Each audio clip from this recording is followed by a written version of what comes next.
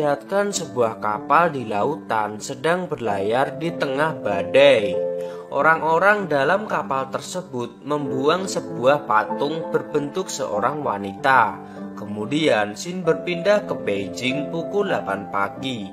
Seorang wanita bernama Xiaye menerima paket misterius. Paket tersebut berisi kaset dan dalam paket tersebut tertulis dari kantor pos masa depan.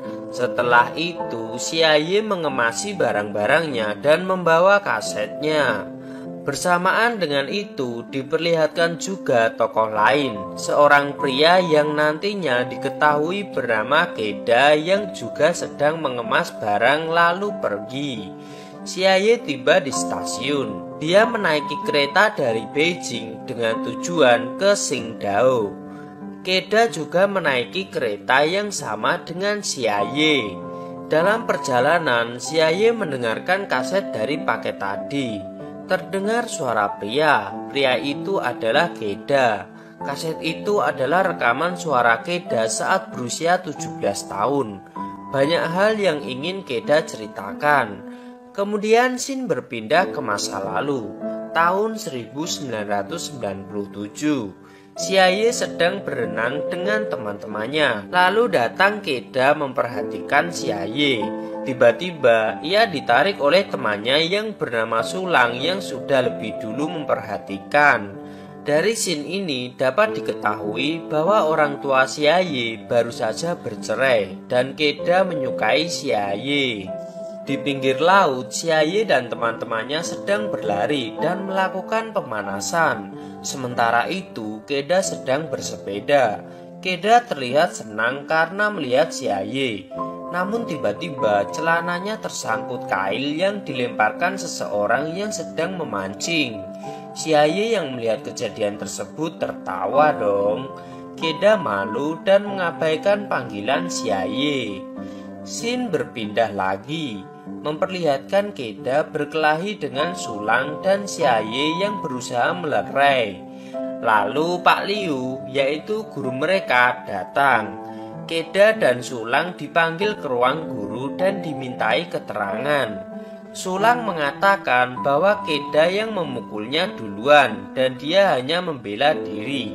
Akhirnya hanya Keda yang diberikan hukuman berdiri di tengah lapangan. Xiaye memperhatikan Keda dari kelas. Xiaye terkejut dan khawatir karena Keda tiba-tiba pingsan karena kepanasan. Kebetulan cuaca di Qingdao sedang sangat panas. Waktu pun berganti malam. Keda baru saja bangun dari pingsannya di UKS sekolahnya. Lalu dia keluar dan bertemu Xiaye dan menanyakan keadaannya. Ternyata Xiaye disuruh Pak Liu membangunkannya. Tapi karena tidak mau mengganggu, Xiaye membiarkan dia tidur dan menunggunya. Kemudian mereka pulang bersama menggunakan sepeda masing-masing. Lalu akhirnya Keda mengantar Xiaye pulang karena tadi sudah menunggunya.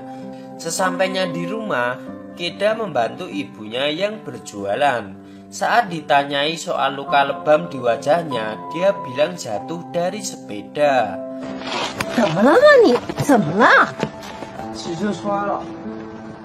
Di sekolah diumumkan bahwa sekolah diliburkan 3 hari oleh kepala sekolah sehubungan dengan cuaca panas.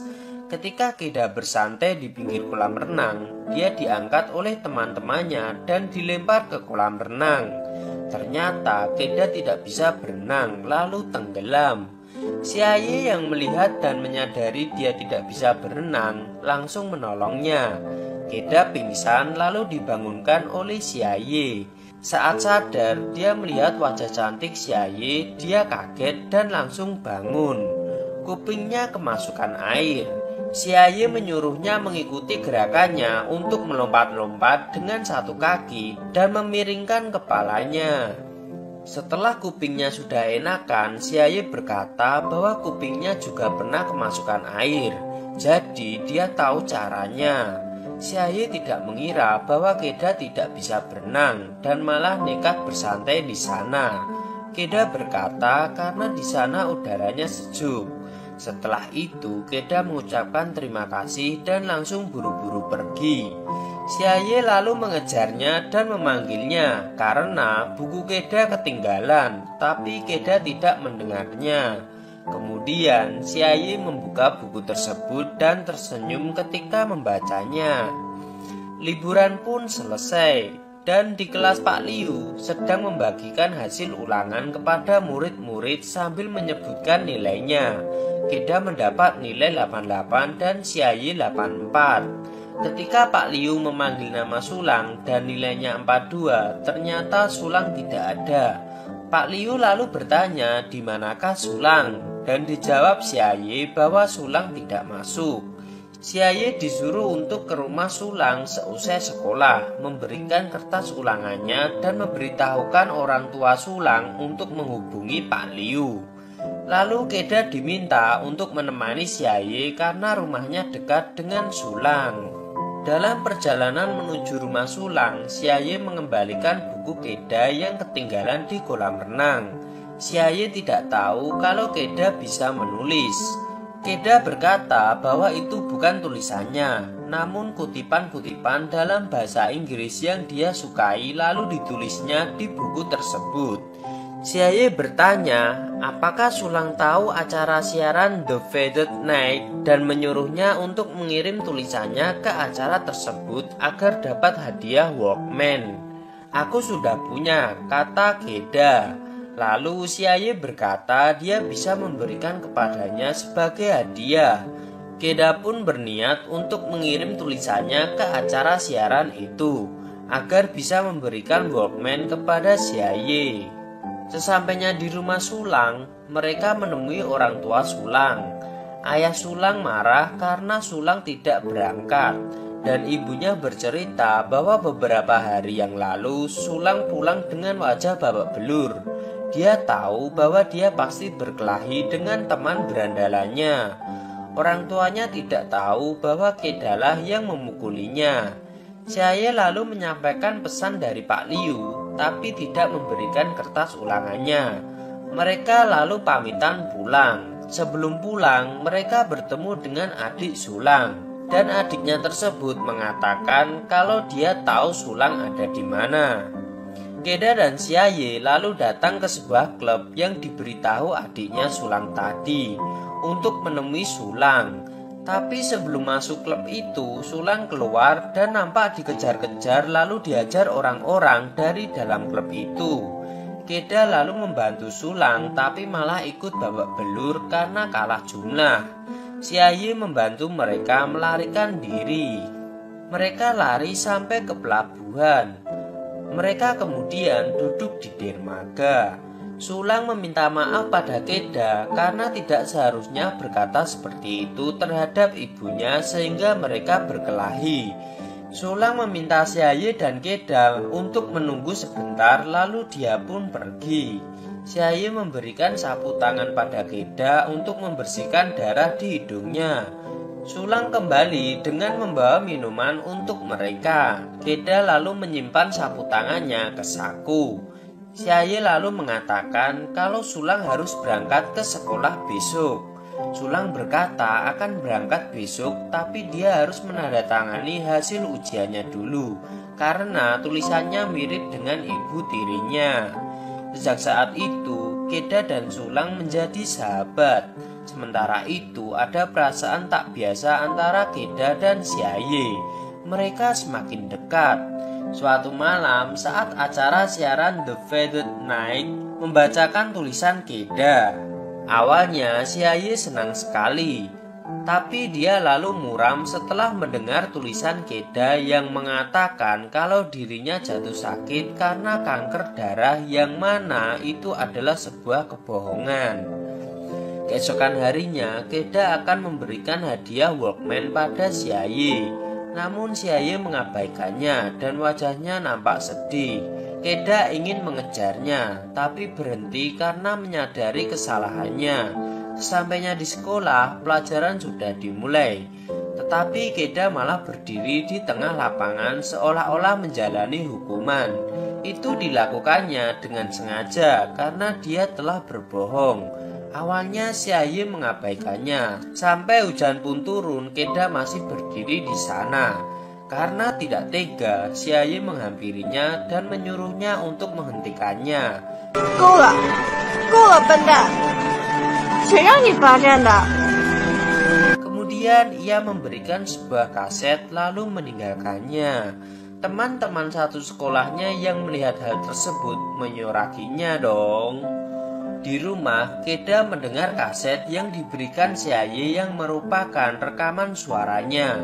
Xiaye mengatakan tak tahu harus bilang apa soal Walkman yang dia dapat dari berbohong.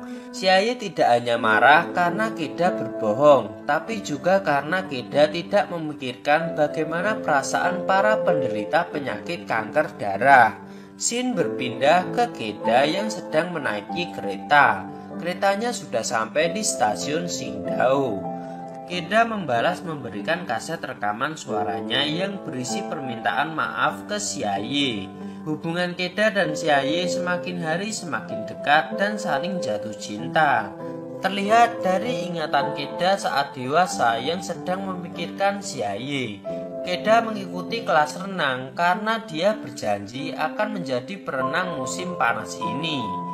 Dia juga memiliki teman di kelas renang itu yang bernama Li Fusheng, berusia 56 tahun, lajang dan seorang peramal.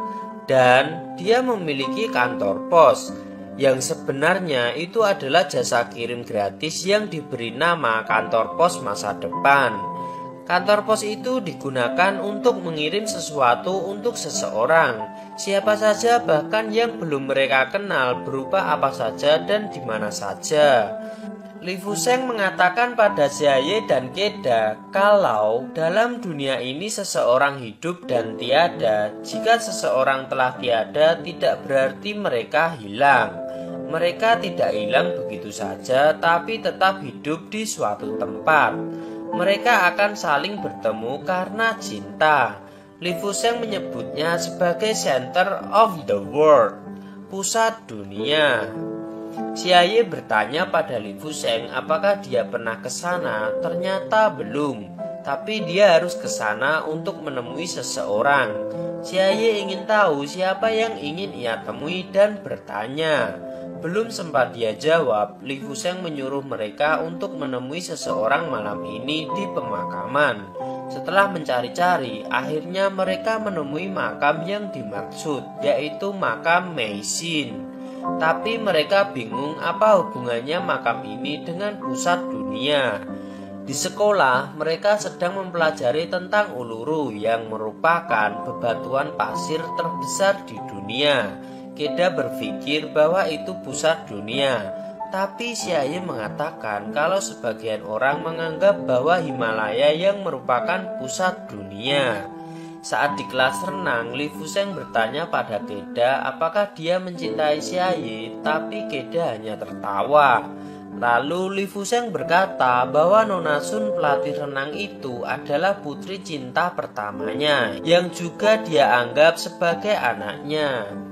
Kemudian Li Fusheng bercerita bahwa kisahnya dimulai tahun 1967.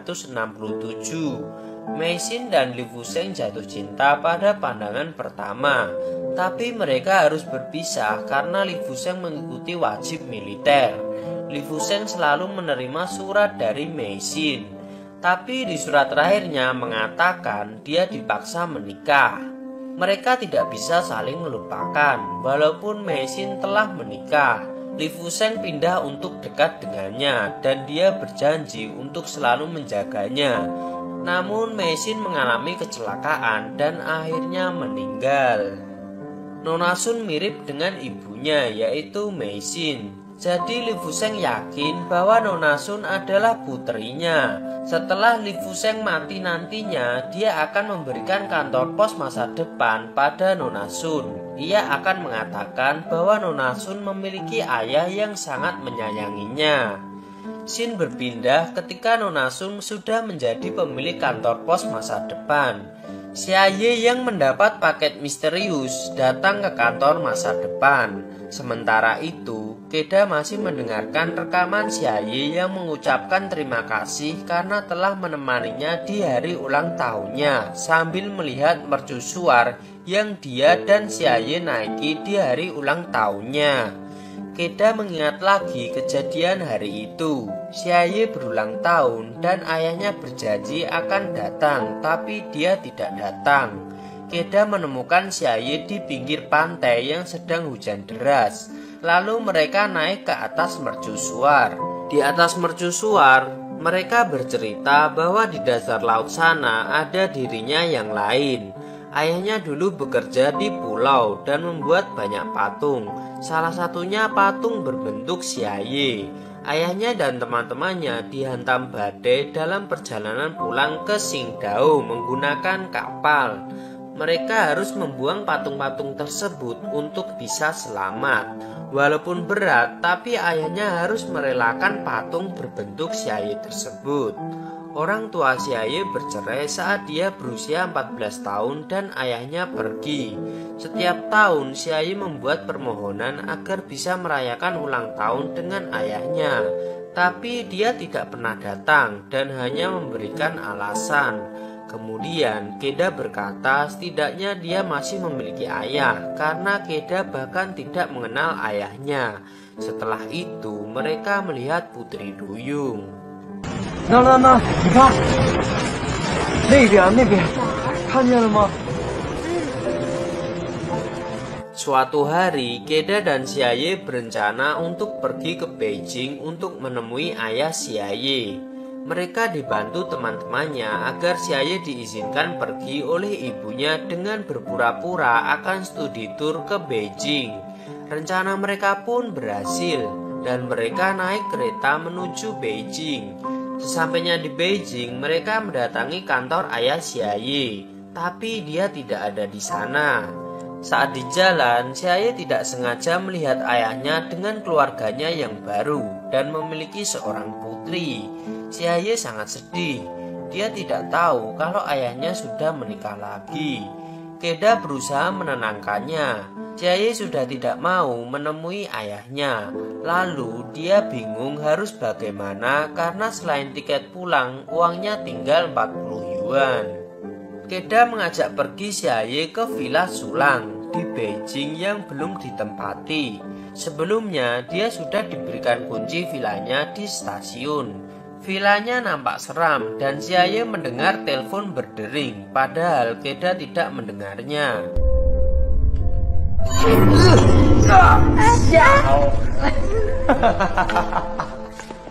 Dia berpikir mungkin pendengarannya yang salah karena sering menggunakan earphone. Namun suasana menjadi tidak seram lagi karena ada pemandangan indah dan wajah Xiaye yang disinari bulan. Mereka pun mengobrol membicarakan Xiaye yang ada di dasar laut. Kembali lagi ke masa sekarang, Keda menemui Sulang di pantai yang sedang memotret. Mereka lama tidak bertemu karena Keda yang menghilang setelah kelulusan. Sulang bertanya apa rencananya saat ini dan Keda menjawab dia datang untuk melihat Xiaye. Sementara itu, Xiaye sedang ditanyai oleh Nona Sun yang mengatakan kalau Xiaye pernah dirawat di rumah sakit Buseng Qingdao tahun 1998. Xiaye membenarkan hal itu. Scene berpindah ketika Xiaye sedang menelpon ayahnya ditemani Keda saat di Beijing. Hidungnya tiba-tiba mengeluarkan banyak darah, lalu dia jatuh pingsan yang kemudian dibawa Keda ke rumah sakit. Ibunya datang ke rumah sakit. Kata ibunya, Xiaye menderita anemia, tapi dia tidak tahu akan menjadi parah. Lalu Keda disuruh pulang dan tidak usah khawatir. Sebelum pergi, dia memberitahu ibunya kalau Xiaye bisa mendengar dering telepon padahal dia tidak bisa mendengarnya. Keesokannya, saat sedang pelajaran, Keda merasa gelisah dan mengingat Xiaye. Keda kemudian langsung keluar dari kelas dan pergi ke rumah sakit. Sesampainya di rumah sakit, dia melihat ibu Xiaye sedang menangis. Dia menghampirinya dan ibunya mengatakan kalau Xiaye menderita kanker darah penyakit ganas. Dokter menyarankan untuk operasi, tapi resikonya tinggi. Keda merasa sangat sedih dan menyesal karena pernah menulis artikel di siaran waktu itu. Ayah Xiaye datang menemui Xiaye di rumah sakit bersama Keda. Ayahnya meminta maaf karena datang terlambat. Xiaye pun terlihat senang dan sedih.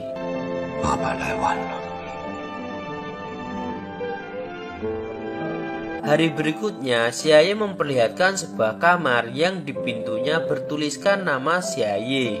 Keda mengira dia ganti kamar, tapi ternyata itu kamar seorang anak berusia 10 tahun yang bernama Xiaye, yang juga menderita kanker darah. Shin kembali lagi ke Xiaye dengan Nona Sun. Nona Sun bertanya apakah dia ingat dengan seorang gadis yang bernama sama dan di rumah sakit yang sama, tapi kamar yang berbeda. Rupanya Xiaye yang bersama Nona Sun adalah anak berusia 10 tahun itu.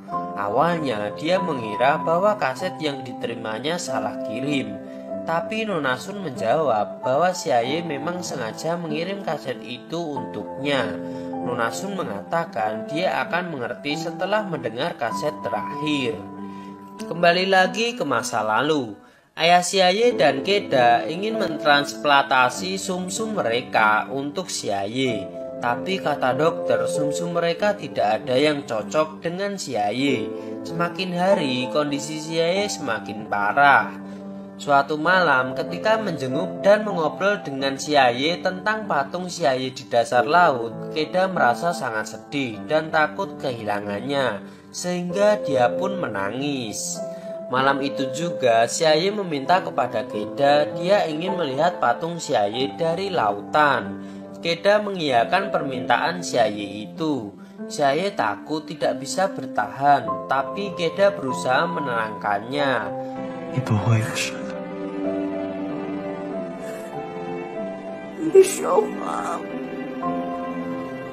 Keesokannya, Keda mengajak Xiaye untuk bertemu dirinya yang lain di dasar laut. Karena itu permintaan terakhirnya, walaupun itu berarti menerima kenyataan yang dia tidak inginkan.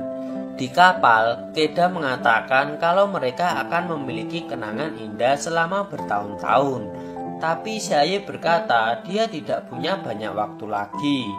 Dengan perasaan yang sangat sedih, Keda meyakini Xiaye bahwa dia masih punya banyak waktu. Setelah itu, Xiaye mengatakan bahwa dirinya lelah. Keda menyuruhnya tidur dan akan membangunkannya nanti. Sementara itu, ayah Xiaye menyusul menggunakan kapal lain dan berniat membawa kembali Xiaye. Akan tetapi, Xiaye sudah sekarat. Xiaye berkata pada Keda bahwa dia akan menunggunya lebih lama, menyuruh Keda untuk menikmati waktunya karena Xiaye akan menunggunya dan jiwanya akan selalu bersamanya. Xiaye pun mengembuskan nafas terakhirnya sebelum sempat ayahnya menjemputnya. Setelah kejadian itu, Keda sangat sedih dan merasa bagian hidupnya dibawa bersama oleh Xiaye. Keda merasa putus asa. Li Fusheng mengatakan Keda akan mengerti dan bisa membuat keputusan setelah itu. Selama itu, Li Fusheng tidak tahu apakah Keda bisa menemukan arti hidup atau tidak. Tapi yang pasti, dia harus mendengarkan semua kaset rekaman yang diberikan Xiaye padanya. Xiaye menitipkannya di kantor pos masa depan untuk diberikan pada Keda 10 tahun lagi, ketika Keda berusia 27 tahun. Shin kembali pada Xiaye kecil yang sudah dewasa, yang sedang mendengarkan kaset terakhir. Dari rekaman kaset tersebut diketahui bahwa Xiaye mendonorkan matanya pada Xiaye kecil. Karena dia tahu setelah operasi penglihatan Xiaye kecil menghilang dan sepertinya Xiaye sudah tahu bahwa dirinya pergi dari dunia ini. Sementara itu, Keda merasa hidupnya sudah tidak berarti. Setelah kepergian Xiaye, ia berencana menemuinya di dasar laut. Keda pun menyelam ke dasar laut mencari patung Xiaye. Tiba-tiba saja ada arus laut sehingga dia harus terhempas. Akhirnya Keda menemukan patung Xiaye tapi oksigennya sudah habis. Keda pun memilih untuk menemui Xiaye daripada harus hidup sendiri. Keda sempat bertemu dengan Xiaye di alam sana. Tapi Xiaye berkata, dia sudah berjanji menunggu lebih lama dan menyuruh Keda untuk menikmati waktunya. Keda kembali sadar dan sudah di atas kapal setelah sempat berciuman dengan Xiaye. Keda pun terlihat sudah bisa menerima kepergian Xiaye. Dia teringat kata seseorang bahwa dia bisa bertemu dengan seseorang yang telah tiada di pusat dunia. Dan dia merasa baru saja dari sana. Dan film pun berakhir.